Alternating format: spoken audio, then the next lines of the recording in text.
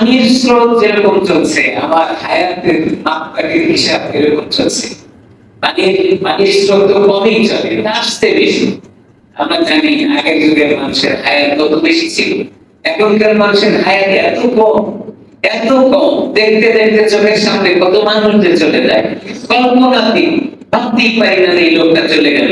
আফসোস করতে থাকি, এই এত এত টকটকে যুবক, আর এই মানুষটা তো আমার সাথে সেদিন গল্প করি। এসব শুধু আফসোস করতে থাকে। মানুষের হায়াতটা এত কম, সময়টা এত কম। এই সময় যদি আপনি নেক আমল করতে না পারেন, আপনি হিসাবটা দিব কখন? সময়টা আমার কোথায়? এখন অনেক মানুষের আকুলে তারা এখানে যারা বসে আছে, আমি নাম বলতে পারবো কিন্তু নাম তো বলবো না, কিন্তু বলতে পারবো যারা শুধু জুমার নামাজটা পড়ার জন্য আসছে, আর বাকি কোন নামাজ পড়ে না। বললো যে আপনি কি পিছনে লেগে থাকেন? আমরা জানি আমাদের কাছে কষ্ট আছে, শুধু জুমার নামাজটা পড়ে আর কোন নামাজ পড়ে না। আমার সে মুসলমানের এক নম্বর কাতারে আছে। হিসাব কার কাছে দেবেন? আল্লাহ তাআলার কাছে আপনাকে দাঁড়াতে হবে, আমাকে দাঁড়াতে হবে।